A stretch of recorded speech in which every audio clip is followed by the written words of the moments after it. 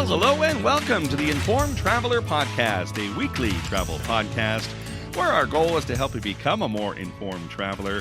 And I'm your host, Randy Sharman.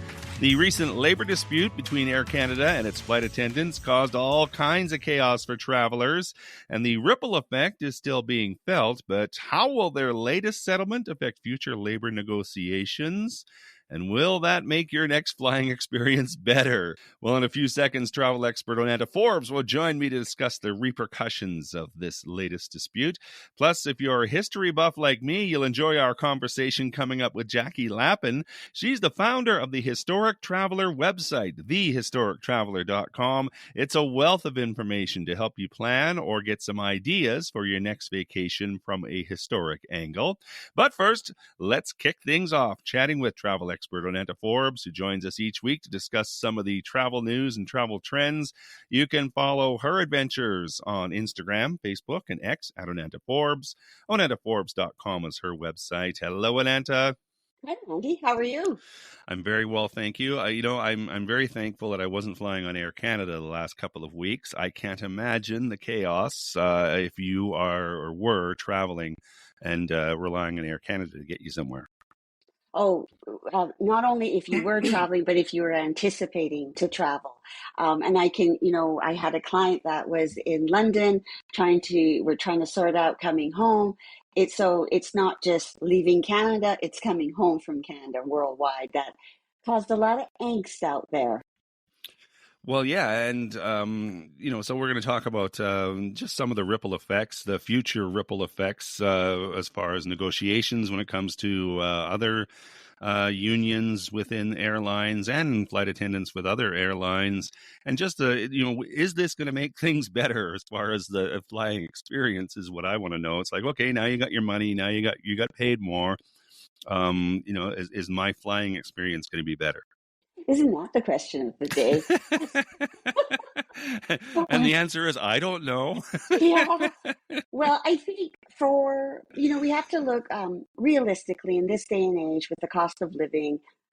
People are very concerned about their rate of pay. And I think this is what's coming to the forefront, not only for the people involved, like the flight attendants, but just the general public. I think the awareness that the term ground pay or boarding pay kind of is now in your, I guess, consciousness, because flight attendants have a huge responsibility for our safety, and we appreciate them more than anything, because we all want to fly safety. Safety is first, but nobody wants to work for free, and I think that's really what it came out to at the end of the day, and why this strike kind of went to the proportions that it did. Because as a travel advisor, we have to take care of our clients, and we also work without pay for a lot of things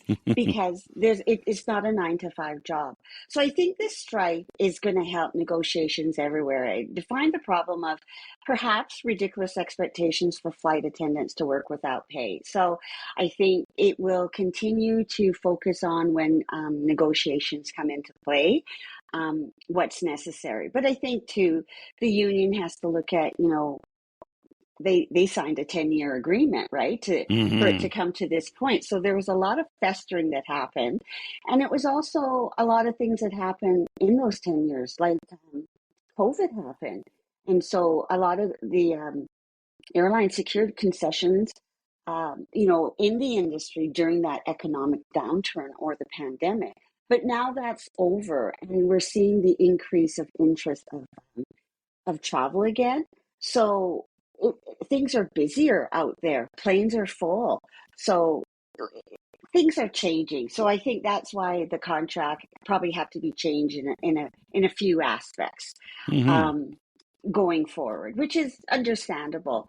But if it is going to work, I think it has to work for everybody, including the guests that are traveling, so that, is a strike a good way to get what you want out of in a union negotiation? Because it sure shut the country down. It sure affected our economy, which is not the best shape as right now. Um, and, right, we're getting notices from Air Canada to say, well, we got to make this right. So, we're going to pay for the compensation that you are out of pocket for hotels or if you have to rebook. So again, who's paying for that at the end of the day? Like, is it going to come back, and are we going to see it in flight fares? Well, that's all those. That's a lot of stuff in there that you kind of go, yeah, I wonder. Yeah. But at the end of the day, like you touched on something that I made a note here, and it's the guests that get forgotten, right? The customer got forgotten in all of this. Like, okay, we're going to go on strike. I get it; it's a union tactic. Um, and it seemed to work. And the other thing that got me too was just how far the union was willing to go. Like, I remember seeing a quote in one of the news headlines: "If we go to jail, we go to jail." They were ready to defy the back to work order, which is really something that they really were digging their heels in over that unpaid work, right? Oh, yeah, that to me was huge because at the end of the day, I'm a law-abiding citizen. If the government tells me to do something, I kind of do it. Like, I'm not gonna,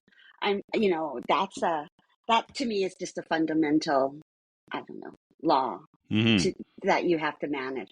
But I get what they're saying, because planes are getting more consistently crowded. Airlines expect flights to move more quickly. Passengers have been starting to bring more carry-on bags to avoid check fees that many airlines have introduced in recent decades. So the flight attendants have to deal with that. And also there's an increase in disruptive passengers early in the recovery of the pandemic that's made the work even more stressful. So we Mm-hmm. get it. We understand that it has to, but it also, it's more of it. This is an issue, but it's the airline in general, as far as an industry, has lots of issues to deal with. Like, we only have two airlines, like we were discussing. So at the end of the day, we're kind of um, held tight to what's going on in their world when the Mm-hmm. guests are concerned. Mm-hmm. So it's I as I speak, I have to recognize it's a lot of factors involved in managing this situation, and also future situations with regards to, it seems like, if it's not one strike with one entity of an airline, an upcoming strike is going to happen that's going to affect the airline. So Yes. I think the WestJet flight attendants, their contract is coming up the end of this year. So then are we dealing with it next year in winter months where we all And want to go through it leave? all over again. Yeah. Right. Yeah, it'll be Yeah. interesting to see how that affects future negotiations as far with other airlines. If they're, the unions can just turn around and say, well, this is what Air Canada got. We're looking for that and maybe more. I do sympathize with the flight attendants, though, in this particular case. No one wants to see anyone working for no money. And yeah, I get there's other jobs that people do that they don't get paid for doing some of the things. But I think it's a different world when it comes to flight attendants. You are talking about safety. You are talking about, different things that they have to do and dealing with the public, which I don't know. For some, like for me, you couldn't pay me enough to do that job, but that's another story altogether. This time it was the flight attendants. And then there's the pilots union, and there's the ground Hmm. workers, and it just seems to be this endless cycle of unions that are upset. But going back to your point, the original contract, 10 years, I don't know why you signed a 10-year deal to begin with. I mean, you agreed to all these things and you signed a deal, and then you turn around and say, well, you're not happy. Well, why'd you sign the deal in the first place? Right. And not that you everything in media is true, but you hear rumblings that after the union agreed to this contract, it's tentative. Some of their members, flight attendants, thought they didn't do a good enough job. So then we have to worry about this, week of where they have to sign for the vote, Mm-hmm. or vote. Like, I hope they're going to vote that they're going to accept it, because we don't want to go through another rolling, issues of, are they going to go on strike again if they don't Mm-hmm. sign this vote or agree to it? Well, I think one of the things that I was thinking too is that maybe it's time for the government to declare that airline service is an essential service, and so you're lumped in with police officers, firefighters, so your right to strike is limited. Like you mentioned, we only have two major airlines. Yeah, there's Porter and there's some smaller airlines, regional airlines, that type of thing. But really, we have Air Canada and WestJet, and that's our limits. So, and our country is so large that Yes. it is an essential service. It's not just a luxury to fly; it's a necessity for many, many people. Yes, absolutely. To fly and also to, support rural communities that need, whether it's, inventory or goods and services to come to that location. So, yeah, it's a big picture topic that we could go on for days. And not solve a thing. Yeah, and we're going to solve it too. Yeah. Onanda Forbes is a travel expert. I guess the big takeaway on this is that, you know, uh, it's always up in the air, and no pun intended, but always up in the air when it comes to air travel in Canada. There could be a labor dispute down the road that you never know of, and all the other Right. things that are involved. Right. And I just like to say, because I am a travel advisor, that, that's why it's good to book with somebody like myself or a professional that can help you, that you're not alone, that can, you're not on hold for hours with your airline or whatever services that's on strike. We have the technology to hopefully assist you. Yeah, definitely. We encounter our challenges too when dealing with this situation, but we'll work for you. Remember when air flying was fun? I still enjoy it, though. I still do. Oh yeah, yeah, Onanta Forbes is a absolutely. travel expert. You can follow her on Facebook, Instagram, and X at Onanta Forbes. OnantaForbes.com is her website. Happy flying.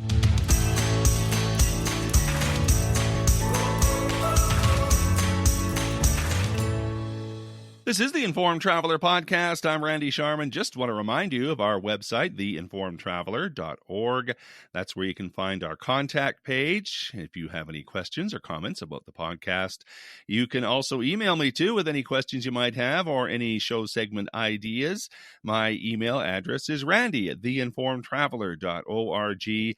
And if you want to get up-to-date travel info through the week or just see a few amusing travel stories and links, you can like us on Facebook at facebook.com/Informed Traveler, on Instagram at Informed Traveler, or on X at Informed Traveler. Plus, you can now sign up for our monthly newsletter. It's released at the beginning of every month. Our August issue is available now, so just go to our website, theinformedtraveler.org, click on the newsletter button. It'll take you right there, or you can subscribe to it and have it arrive in your inbox each month. So if you're a history buff like me, I highly recommend you check out the Historic Traveler website, thehistorictraveler.com. It's a wealth of information to help you plan or get some ideas for your next vacation from a historic angle. Plus, there's a lot more, a lot more. So joining us now to share all the things the Historic Traveler website can help you with is the founder, Jackie Lappin. Hi, Jackie. Hi, Brandy. Nice to be here. Well, thanks for doing this. This is right up my alley. I'm a big history buff, and I like to travel. So there's two of the things that are combined. But where did you get your passion? I was looking at your website, thehistorictraveler.com. There is lots of stuff on there, books and articles and ideas and destinations and lots of information. And where did you get your passion for history and travel? Well, it actually started when I was a youngster, actually, and they took me to the California missions when in school. And I was absolutely captivated. And then I really studied California history in high school and college. But then it's when I got to a point when I could travel on my own, when I graduated college, I was off and running. And so whenever I could have a few weeks, a vacation from wherever I was working, I would travel around the Caribbean and other places. I took my first international trip when I was in my late 20s. And as I was doing this, I was also taking my camera. And by the way, while I'm also doing that, I'm reading historic novels, mysteries, and history books all about history because I just love to immerse myself in history and feel like what it was like to be there. Mhm. So all of this was kind of coming together. And so for the last more years than I count, I've been traveling all over the world. I've hit 500 locations and I've been capturing them on photographs. And the Historic Traveler is the outcome from that, where I have basically taken and married all of that together. So we do articles where we give you a little shot, what's I'm trying to say? A little sampler, a little taste. Thank you. A little summary. Thank you very much. A little summary of a location, its history, the items to see in that city, the historic items that are worth reviewing when you're in the town. And then I give you my beautiful photos from all over the world. And lastly, what makes us really different is that we'll give you the books to read to make you feel as if you live there. History books, historic novels, mysteries, and biographies. So we really bring it to life by marrying it all together. Nice. I think, are we outliers though? Like, do you think more and more people are into the history of places when they go now? I do. And I think we've really struck a chord. And what's really nice about it, I mean, there's a big trend in literary travel right now where people are literally going out and looking at places related to books. That's one evidence of it. But I think the other thing too is, in our case, we've married the historic travel aspect to historic novel aspect of it, and there's a huge following for historic novels. So when you marry them together, it's an audience of people who are basically just love history. Mm-hmm. And so we're making it possible to experience history in place, not just through a book.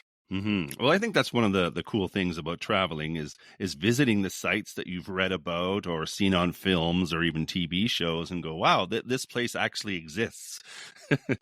Absolutely. One of my favorite, you might have seen the television show on, I think it was Starz or Showtime, the Serpent Queen about Catherine de Medici. And at Chateau de Chenonceau, I was standing in her bedroom. And this is the woman who literally threw out her husband's mistress out of this beautiful chateau and took it over. And I'm going, well, this was what Catherine de Medici looked at every single morning when she woke up. Mm-hmm. I mean, that's what makes you feel really cool. Mm-hmm. Yeah, I think everybody has an experience like that. I can remember standing in Washington D.C. where the spot where Martin Luther King did his "I Have a Dream" speech, and you can just look out and see that happening, right? Yeah. And same with the book depository in Dallas where Kennedy was assassinated. It just recreates everything in your mind, whether it's a film, TV show, or a book. Absolutely. And there's just it's so enriching when you have an opportunity to experience it and experience a culture in a place that came from that history. Mm-hmm. And the people who live there, they're the descendants of the people who went through that history. I was looking on your website again. It's thehistorictraveler.com. There is a lot there. What's the best way to use it? Like if I'm just looking maybe for a good read to go on your 100 book list or top 25 book list, which I'm assuming is probably updated regularly. And is that a good place to start, or what's the best way to use it? Well, that's a great place to start. But those are my 100 favorite historic novels and the Hot 25, what's selling right now. But we also have the world's largest directory of historic novels, mysteries, and history books by locality. So you can go and you can pick a city, or you can pick a state, or you can pick a country, and we will give you all of the books in that. There's 8,000 books in that directory. So here's some of the features of the Historic Traveler. And one of the things I want to tell you, it is a membership program, but it is totally free. Nice. There is no cost to join. So what you get is an 80-page magazine. The magazine is divided into destinations and media. And media is TV, films, and books. And each one half of that, they have a Q&A. So one is an expert. It might be the man who saved the lighthouses in America. The next part of it is a top international historic novelists. So I'm really pleased to say that Tony Riches, top Elizabethan and Tudor author, and Fiona Davis, whose books are all based in New York City landmarks, are both featured in the magazines. And so we'll have top best-selling authors there as well. So you get the magazine, you get a whole series of directories, like the book directory I was telling you about, the world's first directory of TV historic dramas and where you can see them, all going all the way back to roots and current stuff. Then we'll give you a directory of the top 200 films, historically oriented films by era. We'll also give you a directory of historic hotels all across the world. We're building one that gives you historic museums. On top of that, we have a travel agent that will book you at no cost. They'll help you book your trips. If you're a member, you can take advantage of that. Lastly, we have a community. So we meet once a month for a book club. We meet for our monthly conclave where we get together and talk about the opportunities and the people, travel agents that you know, or I might have a guest. It's just all about historic travel and the opportunities for you out there. I also have an incredible photo gallery, over 60 individual collections of images from all over the world. And some of them are like just landscapes or just animals or hot air balloons or roses. The fabulous pictures that you can put on your a screensaver, you can put on your wall, you can put them in an album, or you just look at them. They're beautiful. All of that just adds up to a great resource. And, if you're looking for going to someplace, you can sort by posts and see what I've written about the various different places in the country. Nice. So there's great resources all across. We also have special, we have arrangements with different travel providers on the site. And somewhere probably toward in the middle of next year, I'm also going to be taking people on tours. And so you want to be on board when I do that. And I offer those. Now, we also have a newsletter. And that newsletter comes out every other week. And in it, we'll keep you up on the posts you might have missed. We'll announce the new magazines out. We give you book reviews. We have book reviews all over in the magazine, on the newsletter, on the website. We will also, to keep you up on what the newest books are, we'll also in there put what's going on news-wise across the world about history. If there's an archaeological dig that you're invited to join, or a manuscript that's been unearthed, we kind of keep you informed of all that cool stuff. And then we'll introduce you to new authors and just really dynamic kinds of ongoing activities and travel opportunities that are going to be coming up. So, I encourage people to come on over.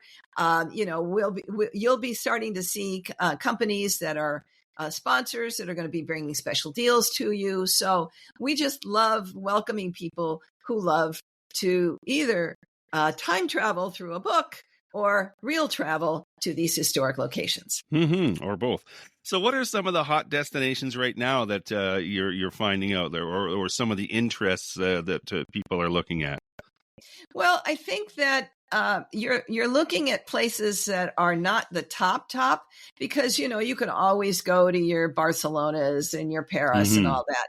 But there are some wonderful smaller towns, and I'm just going to name some of them. Bruges in Belgium is always one of my favorite. It's a little mini Amsterdam with swans in the canals. But then there's Siena in Italy that I love, and Verona in Italy. Those are wonderful. I mean, Florence is the top, but I mean, these are wonderful smaller towns. And Genoa. I love Genoa too. It's on the ocean, and you can actually see the city gates that Christopher Columbus looked out at from his home. And then there are places in Croatia, for example. Dubrovnik is wonderful. It's where they filmed a lot of Game of Thrones, and an island there called Korčula that is fantastic. You go to the Czech Republic. There's this wonderful little place. It's like a fantasy fairy tale walking into Český Krumlov, which is about 4 hours west of Prague. Those are just sort of in France. Some of my favorites again are places like Annecy in the Alps, or Albi or Avignon, where there were 2 popes actually at one point. So these are places that are not your big places, but they are filled with history, and you will experience being transported in all of them. Mm-hmm.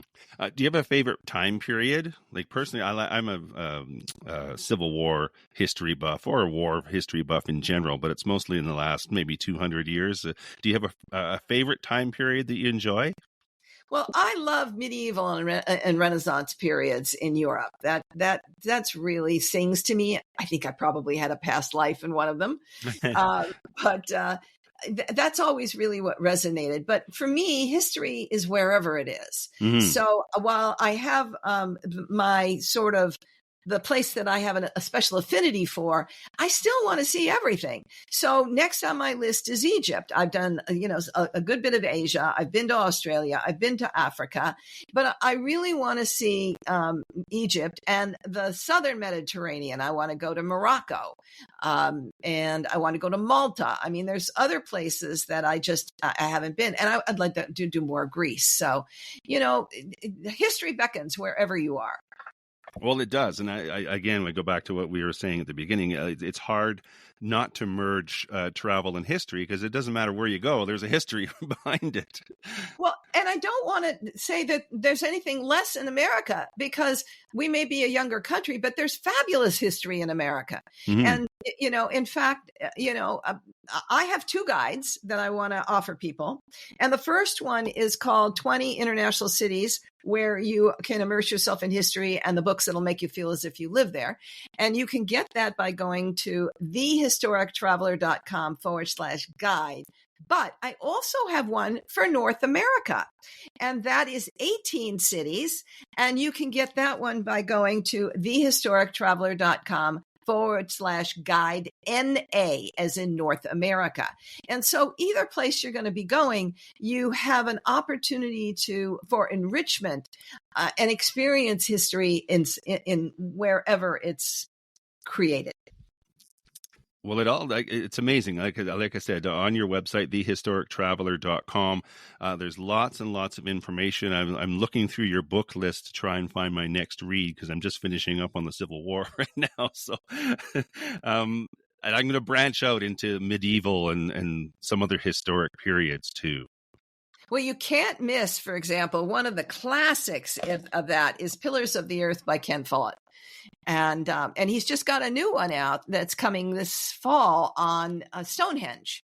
So I can't wait to read that one. But he's a great one to read. Mm-hmm. And there's the classics by such people like James Michener and Leon Uris and Irving Stone. And then there's the more modern era of people like Fiona Davis and Rutherford kind of bridges both of those time periods. Mm-hmm. And also Philippa Gregory does a great job with her Tudor series and some of her other ones, Tidelands. So there's great stuff. Lots of books to choose from. And like you're talking about your free guides that you can sign up for. Just become a member. It doesn't cost anything. And then you can stay up to date on all the latest things, right?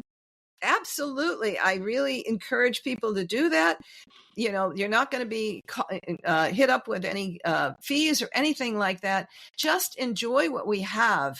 And we just want to make it available to you. And then you'll stay up on the newsletter and find out all the cool new stuff. And you can join us for our meetings if you are so moved. My favorite four-letter word, free. Exactly. People can check out your website, thehistorictraveler.com. They can get the free guide at thehistorictraveler.com/guide. If you want the North American guide, it's /guide.na. Lots and lots of options. Jackie Lappin is a journalist, author, and the founder of the Historic Traveler. Again, the website, thehistorictraveler.com. I'm going to go back to your website and find a book. Terrific. All right, Randy. Thank you so very much. It was delightful to be here. And if anybody wants to reach out to me, please do. I'm always available to connect with people. And that is our show for this week. If you have comments or questions, we'd love to hear from you. If you have a show idea, send that along as well. My email is randy@theinformedtraveler.org. And if you like what you heard, tell a friend. You can check out our website too at theinformedtraveler.org. In the meantime, thanks for listening, travel safe, and be an informed traveler.